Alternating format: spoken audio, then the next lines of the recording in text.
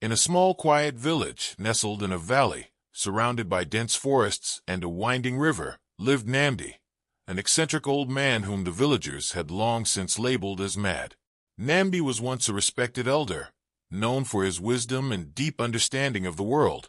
But as he aged, the villagers began to regard him as someone who had lost his way.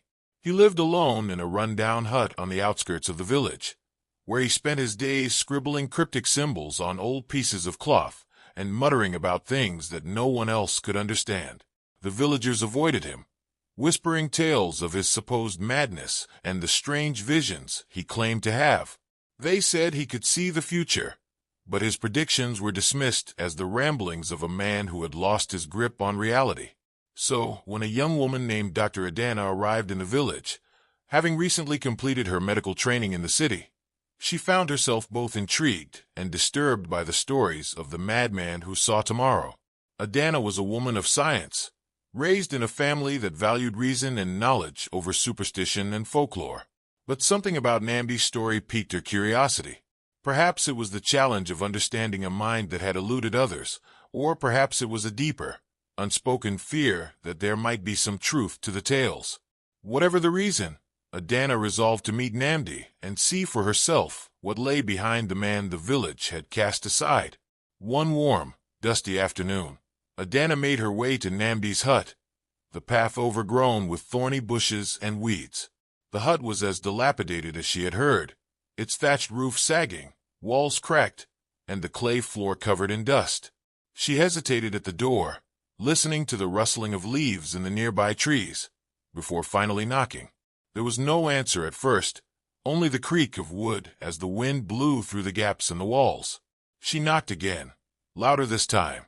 The door creaked open slowly, revealing Namdi standing in the shadows, his eyes sharp and wild. "What do you want?"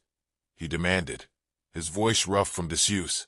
"I am Dr. Adana," she said, trying to keep her voice steady. "I've just come to the village, and I wanted to meet you." Namdi's eyes narrowed. "They sent you, didn't they? To laugh at me like the others?" "No," Adana replied quickly. "I came on my own. I've heard about your visions, and I want to understand them." Namdi studied her for a long moment, as if searching her face for any sign of deceit. Finally, he stepped aside and gestured for her to enter. The inside of the hut was just as cluttered and chaotic as the outside. Dried herbs hung from the ceiling, and symbols were drawn on the walls with charcoal and clay. The air was thick with the scent of old earth. Namdi shuffled over to a worn mat on the floor by the window and sat down heavily. "What do you want to know, doctor?" he asked, his tone a mixture of weariness and resignation. Adana took a seat across from him, choosing her words carefully. "I've heard that you can see the future, that you have visions. Is that true?" Namdi's eyes, though clouded with age, flashed with a sudden intensity. "Yes," he said, his voice low. "But they're not just visions, doctor. They are warnings." "Warnings of what?" Namdi turned to look out the small window, his gaze distant. "Of what's to come. Disasters, tragedies, things that no one should have to see." Adana leaned forward, her heart pounding in her chest. "And have any of your warnings come true?" Namdi nodded slowly. "Too many," he whispered. "But no one believes me until it's too late. Tell me about your most recent vision," Adana urged, feeling a strange mix of dread and curiosity. Namdi was silent for a moment, his eyes never leaving the horizon. Then he spoke, his voice trembling with the weight of what he had seen. "I saw water rising, flooding the village, sweeping away everything in its path. People were screaming, huts were collapsing, and the river, it just kept coming." Adana's breath caught in her throat. "When will it happen?" "I don't know," Namdi admitted, his voice tinged with frustration. "I can never see the exact time.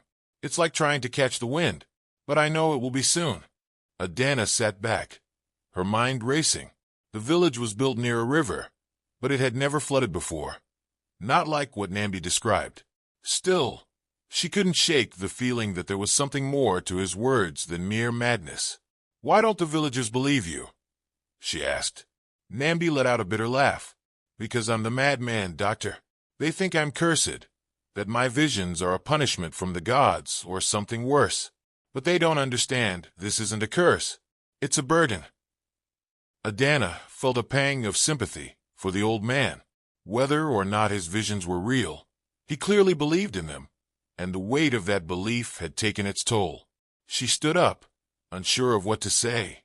"Thank you for speaking with me, Namdi. I'll think about what you've said." As she turned to leave, Namdi called out to her, his voice suddenly urgent. "Doctor, please be careful. The storm is coming." Adana paused in the doorway, the gravity of his words hanging in the air. Then, with a nod, she stepped outside, the door creaking shut behind her. The days that followed were tense. Adana couldn't shake the unease that had settled in her chest after speaking with Namdi. The weather began to change. Dark clouds gathered on the horizon, and the air grew thick with humidity. The villagers noticed too. If you love this story, please subscribe to get notification when concluding part is uploaded.